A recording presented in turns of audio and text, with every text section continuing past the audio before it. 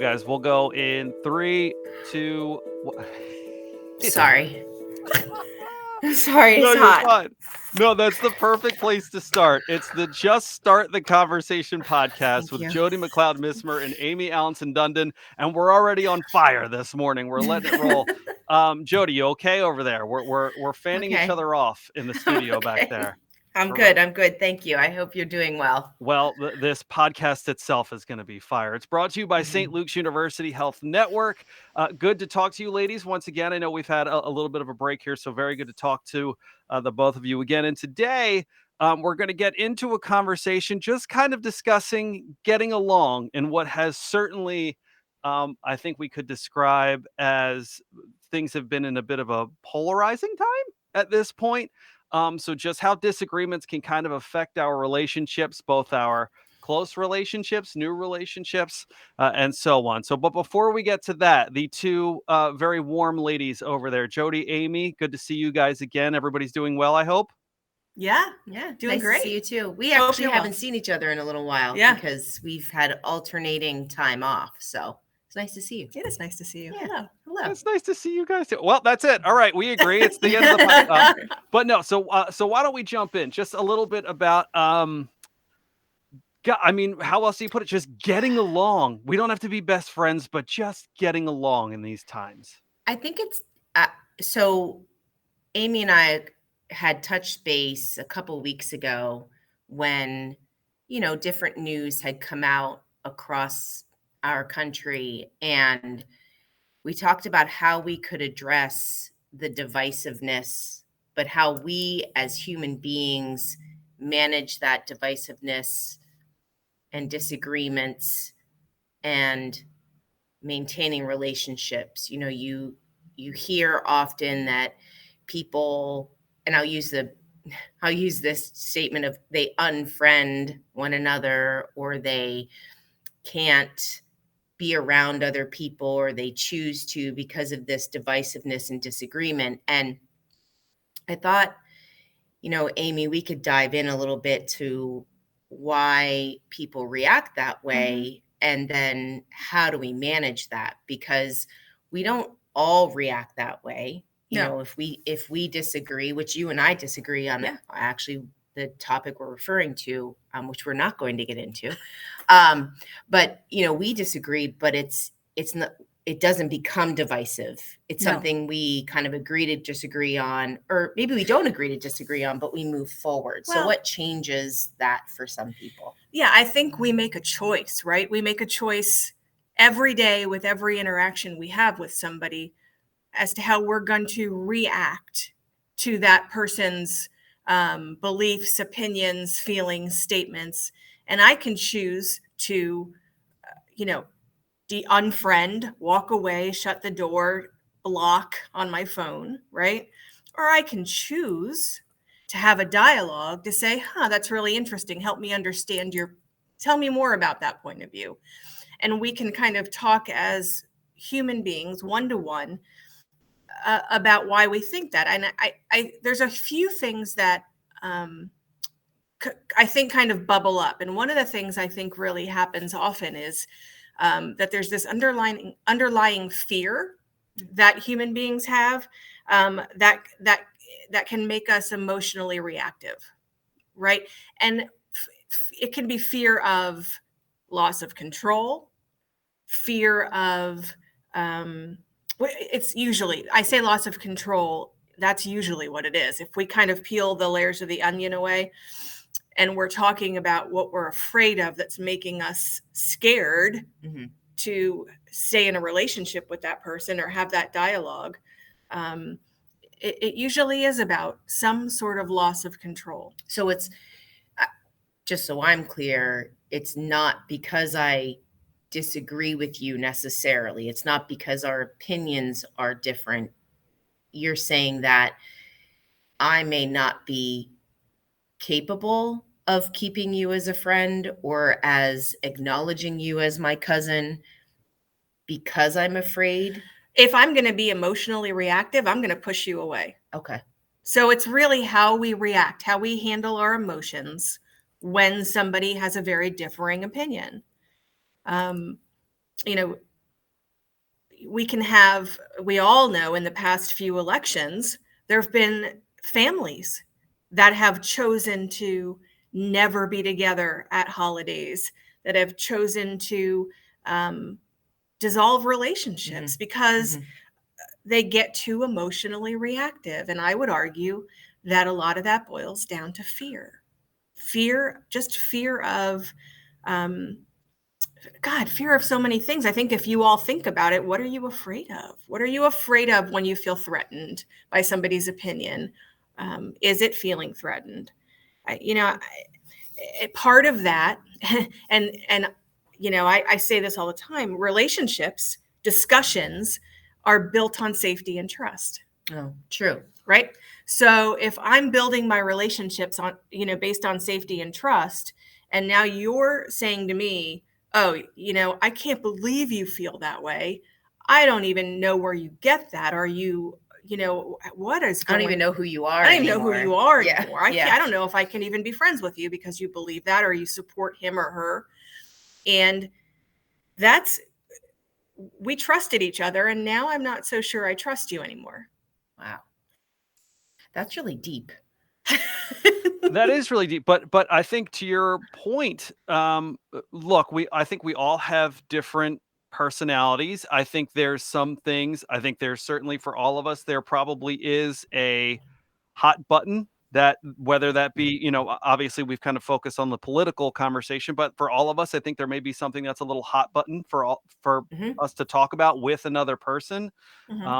You mentioned the word that kind of keeps coming up is fear. And maybe as a person, I know, man, if I bring this up, this is going to be the hot button for you. And I don't necessarily want to do that, but that in turn could affect me in a different way, in fear of, if I don't speak up, and what if we're in a public situation and this happens? And then there's this, that word fear you use and the way you said it, how it can kind of, it's almost like can kind of spawn off into all these different things, is so true. Because as close as you could be to someone, they could be your relative, they could be a good friend, there might be something about them that you really just completely disagree with and don't like. And while those one-on-one conversations, maybe you can kind of get a gauge and be like, okay, I know that this is the time that I need to walk out the door. Well, what if it's you and your significant other and you've got this great relationship, but you've got this one thing that you disagree on, and then, man, we're at Thanksgiving dinner and doesn't mom and pop across the table bring up exactly what you don't want to talk about, and now you're sitting in this position of, oh no, here we go. We probably could have had a conversation to at least bridge a gap of uncertainty and where this might go here. But certainly I think fear has to be, I think, is the optimum word in talking about just disagreements. Could this be something that ultimately breaks up whatever the relationship is that we have together? Yeah. And again, then that comes back to safety. If I don't feel safe at the Thanksgiving dinner table, then I'm either going to blow up in reaction or I'm going to exit stage left, and either way, that's a bad Thanksgiving. Yeah. It's interesting though, because when you overcook the turkey. Right. And it's not about the turkey, right? Right. It's never about the turkey. Well, I guess sometimes it could be about the turkey. It could play a role. Could. In preparing for today, I was rereading Tuesdays with Morrie and Mitch Albom. And,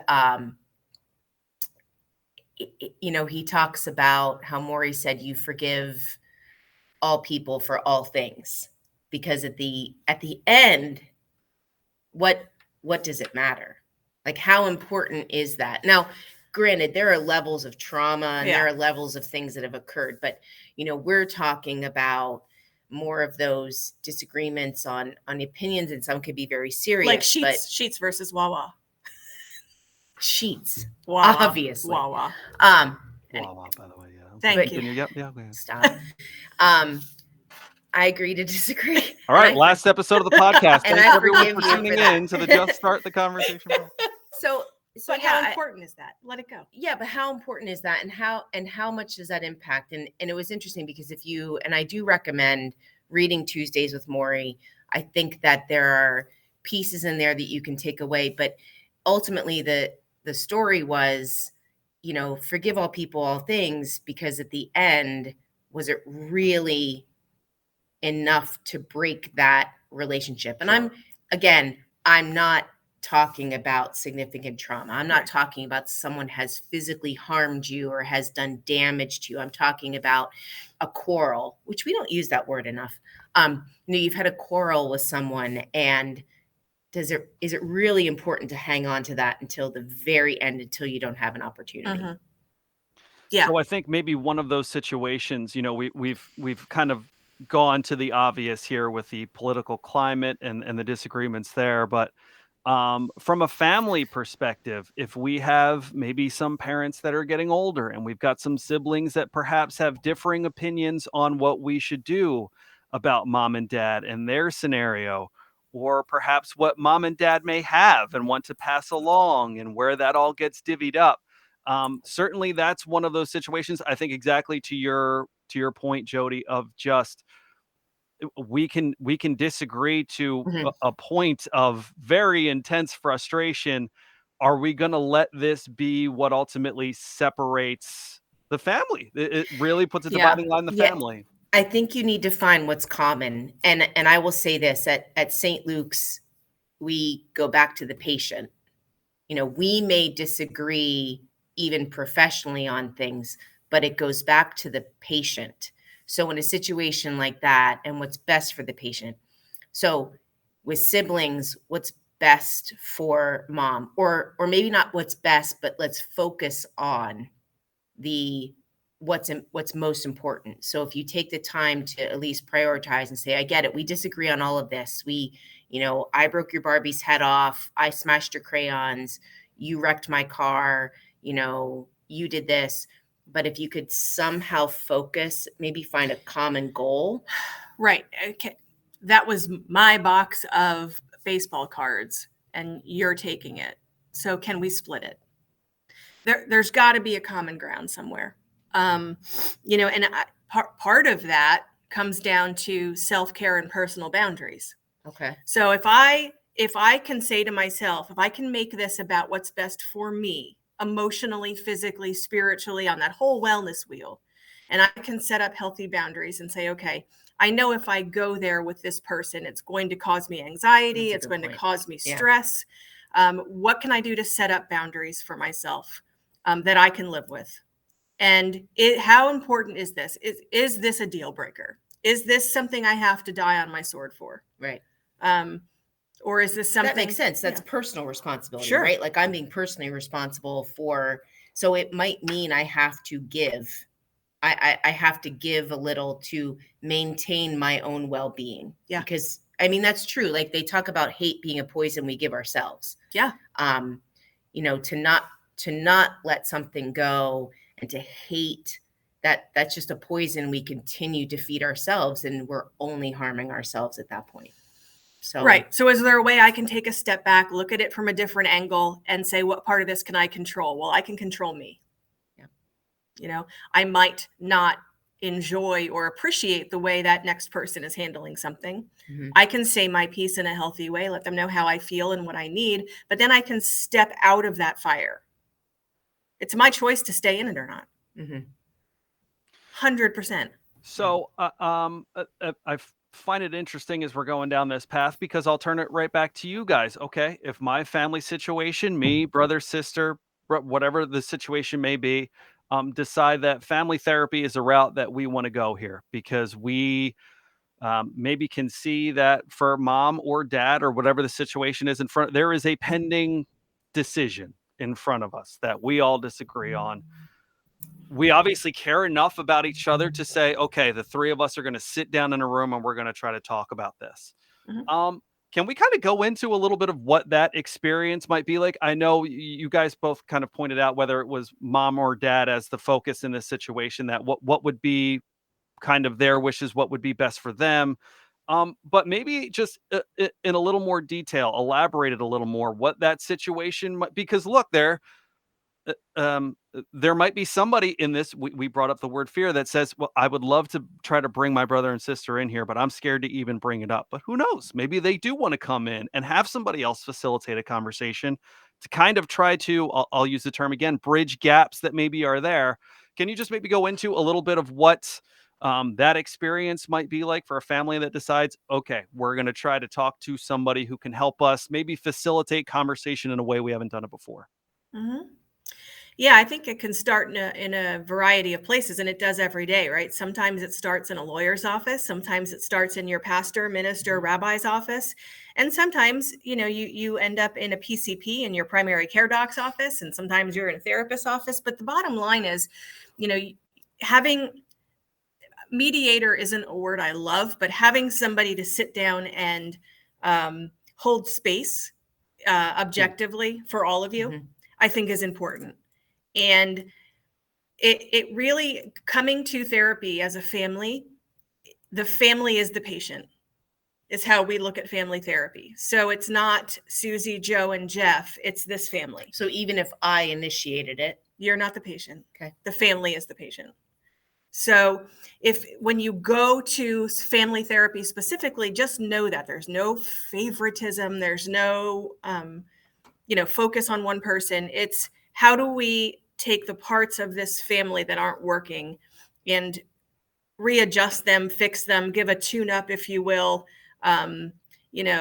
grease oil filter at the 30,000 miles, and sit down and kind of work on this family as a unit. Communication, trust, safety. Maybe there was safety and trust that was injured or harmed within this family years ago over something else, and it's spilling over now. So it's kind of, where are the cracks that were never fixed? How can we go to those cracks and kind of glue them together so the foundation's there again? I loved, Jody, what you said earlier. Hate being a poison that we give ourselves. So if we're in the maybe we've gone to a couple of sessions here with the family and realize that we've got to do a little bit of self-evaluation, a little bit of a look in the mirror.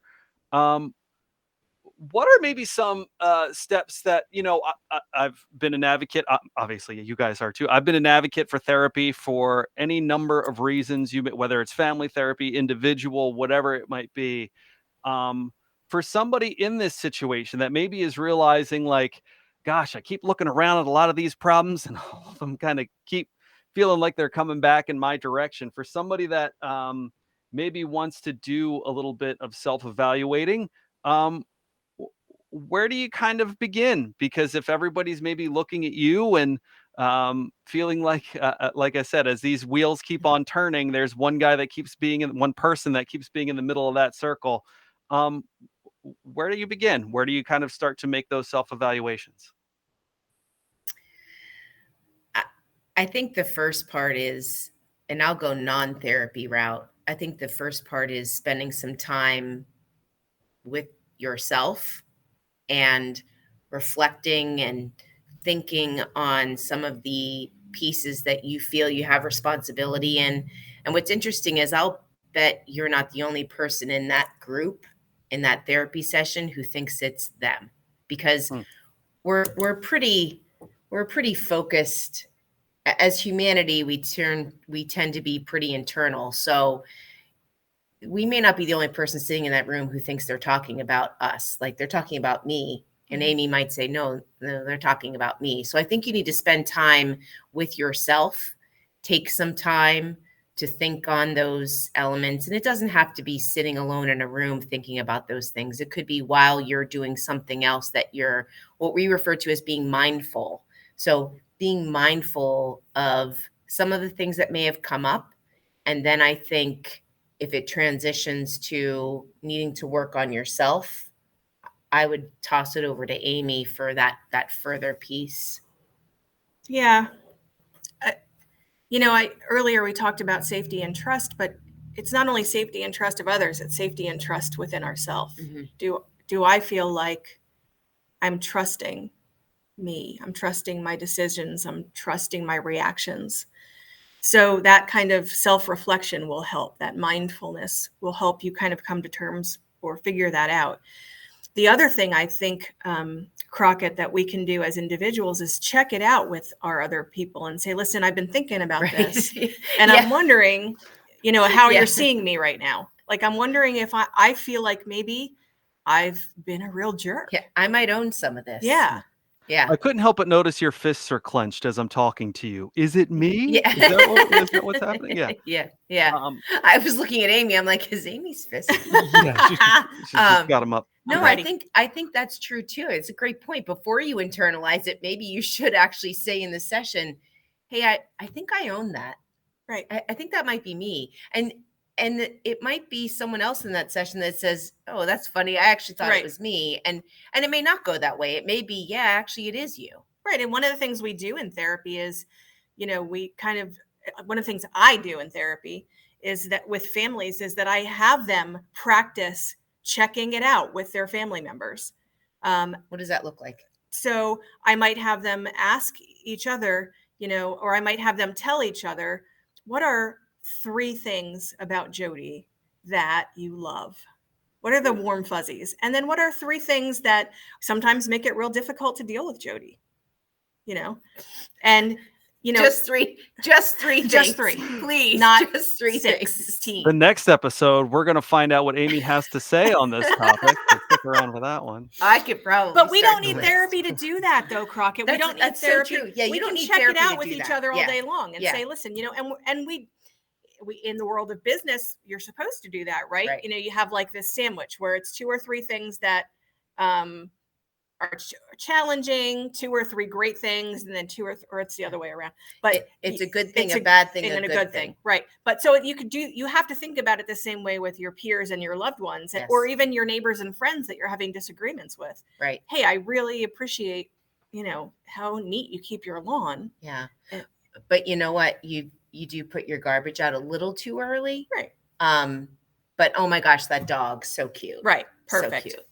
So you have to be conscious and aware of healthy communication, whether you're at work, church, home. It should be the same. Wait. By the way, if my neighbor listens to this, you don't put your trash out too early. That was just an example. But your dog is still really cute. I needed to say that. Well, glad that's cleared up. Okay, good. She's very Thank self-conscious now that we pointed out that we're going to tell her 3 things we love and 3 things we don't like about her. So she's on edge. She's making I'm trying to overcompensate. She's Work already ahead. on the defense. Yeah, I just think as we were preparing for today, this was actually this may have been a little over a month prep for this one, was just making sure that we're helping listeners and viewers understand that there's something that we can do to help ourselves in these situations. And it doesn't have to be formal therapy, and it doesn't have to cost money. It can be done in a safe way, in a trusting way, and we need to move beyond that. And it starts within you, right? Mm-hmm. Safety, trust, boundaries, all the things you can control.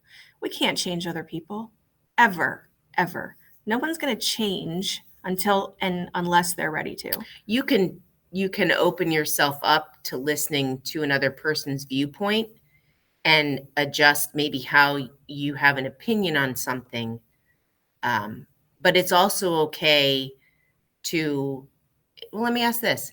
Is it okay just to avoid that topic? Yeah. Is it okay to say, you know what, Amie, I really don't want to talk about that with you. I just want to hang out. I want to have turkey dinner. Like, let's just chill. Sure. That's a boundary. And that's a boundary, Yeah. right? Okay. That's a boundary. Yeah. So it's interesting that you kind of bring up that dynamic because, again, we've gone to the obvious of kind of the political landscape of things. We've kind of talked maybe a little bit more of direct peer relationships. One of the things that I wanted to kind of go into a little bit, we could talk about at Thanksgiving dinner, is where maybe there is a bit of an age gap, where maybe there's a bit of a history, where maybe the ideas and the way things should be that perhaps my parents have, for whether that's being a parent myself or being an adult or perspective, differs greatly from mine. And that one of the words that just came up recently was stubborn. And perhaps maybe we look at either those people above us or there's people younger than us as stubborn. And I feel like those conversations can be particularly difficult. I know for me, if I'm having a disagreement with how my parents think or feel, um, and I don't know that so much fear is the word, but kind of what you guys alluded to just recently, just that kind of, I don't, I have a boundary. I don't want to talk about this. But with that said, you know that it's making you feel a certain kind of way to put it that way. So, can we maybe just talk about that dynamic on I think maybe we've used this word fear, but maybe there is this when you're talking to I mean, they're your parents. There's just forever historically been a way that you feel like you need to address your parents. Hmm. If you feel like your parents are wrong, if you feel I like your parents are being stubborn, just kind of maybe how to broach that conversation. I Charlie Brown that. Sorry, but so I'm sorry. Here's what I mean by that. If if if there's a situation where my parents are having a conversation that makes me feel right, I feel a certain way. Do you remember the teacher on Charlie Brown? Wah, wah, wah. Yeah. Mhm. Yeah, guys, we've been doing that to our parents our whole life. From little on up, when our parents would talk and we really weren't listening. So probably unhealthy, but for me, it's healthy for me because I love them. Mhm. And I don't need to engage, right? I don't have to engage. No. They're welcome to their opinion, and my opinion doesn't actually need to be heard.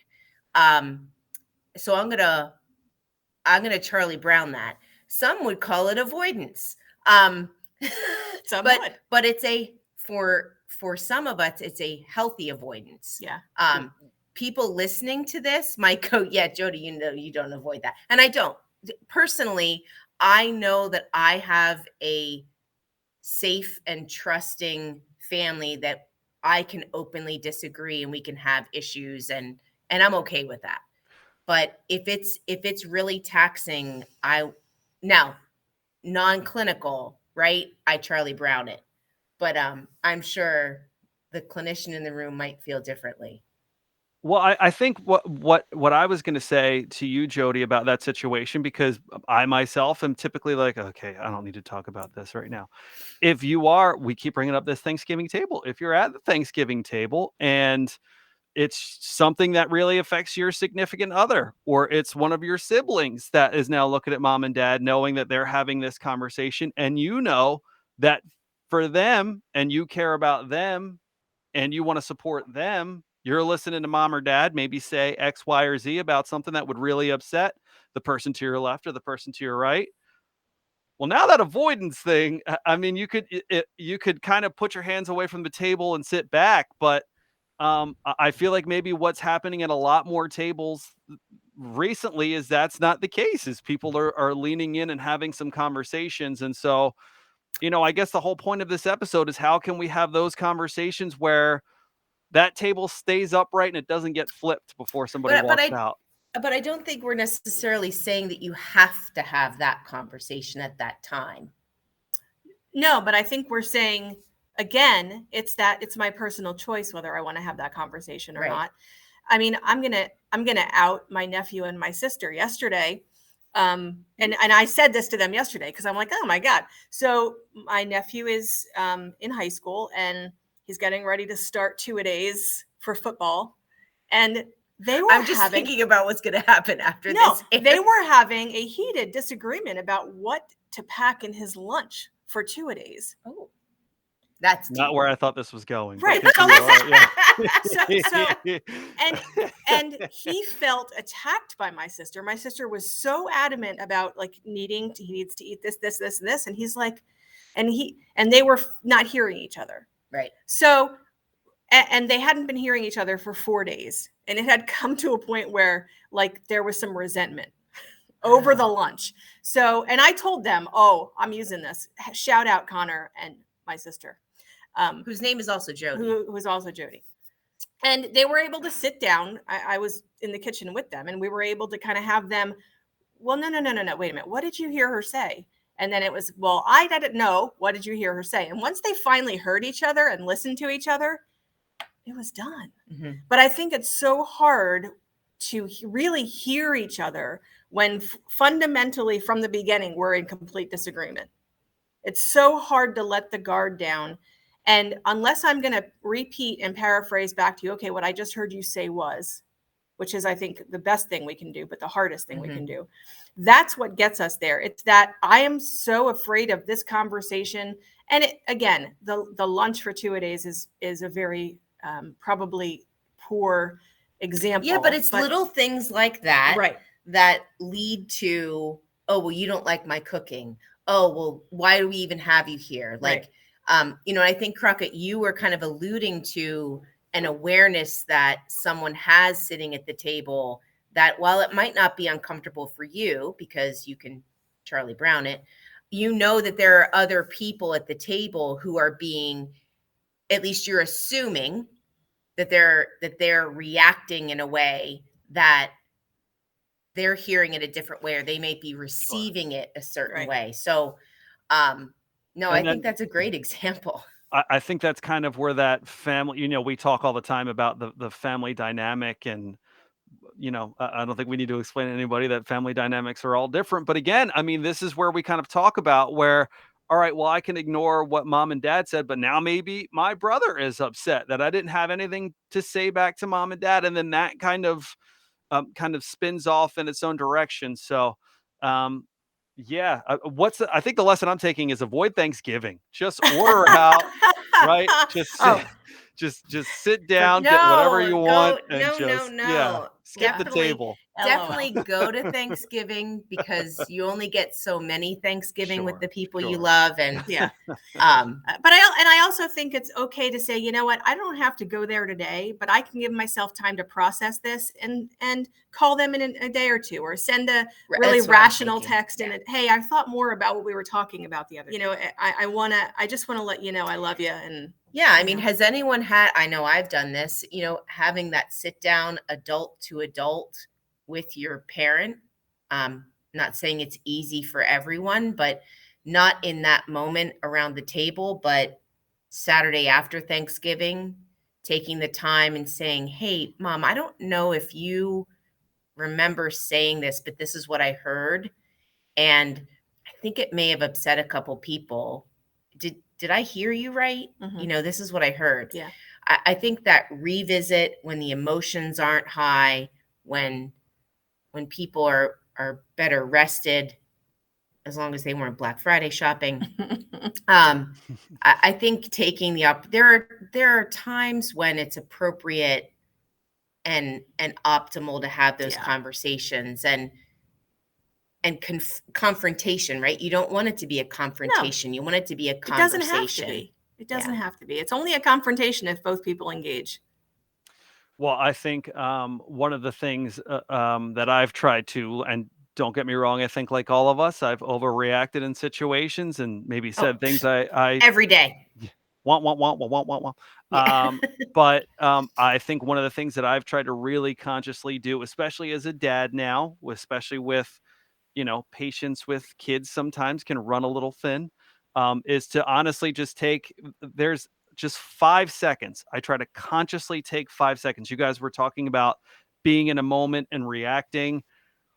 5 seconds is a long time when you're feeling your pot's at a boil and it's ready to simmer over, versus just taking 5 seconds, sliding the pot from one spot to another and just letting it cool down just a little bit.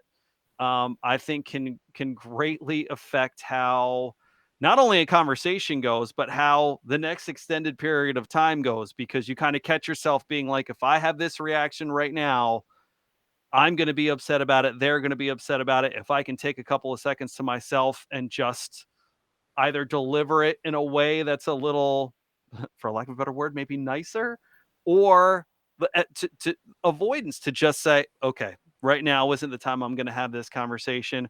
We're going to have it. We're going to have this conversation right now at this temperature. This isn't the time to have it. And I think for a lot of us, if we could maybe just take that step back in that moment when we feel that hot button getting pushed, to maybe unplug it, give it a second, and just kind of take a step away from what's going on in that moment. Yeah, I think social media is a great example of that. We see someone who we love and care about and trust and feel safe with, maybe post something that is a hot button for us.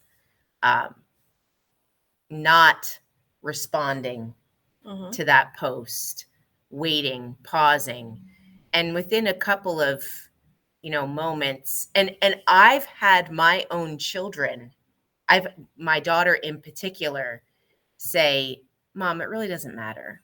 Like, that's not why you're friends. You're not actually friends because, I mean, isn't it funny? Like, here's my 21-year-old saying to me, because of course they've grown up with social media, so it's a different perspective, but that's not why you're friends. You're not friends because you agree on everything. So don't respond right away. Don't write that comment.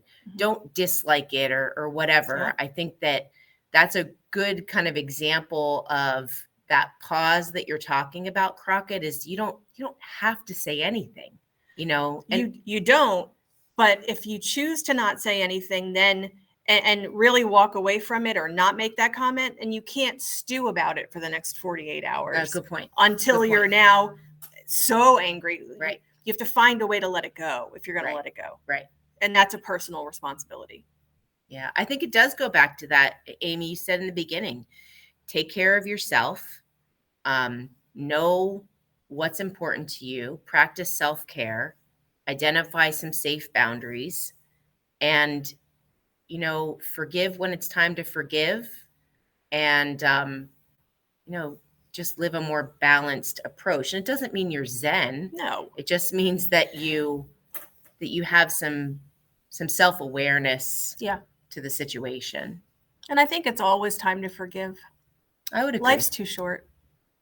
Sure. I mean, lots of bad stuff happens and it's really hard to forgive, but maybe let go. If you can't forgive, then you got to let go. I think that's a good spot to wrap this one up. That felt like a good spot. That felt a little bit like a moment of Zen. So we'll take it. It is the Just Start the Conversation podcast. Jody, McCloud, Missmer, Amie, Allanson, Dundon, my friends, always a pleasure. Let's do it again soon. Why not, right? Let's. Absolutely. Womp. Wow, It's wow, brought wow, to you wow. by St. Luke's University Health Network. You can find this podcast at sluhn.org, wherever you get your podcasts. Like, subscribe, review, all that good stuff. And once again, ladies, enjoy your day. Great conversation today. Thanks so much. Thank you, Take Crockett. care. Bye-bye.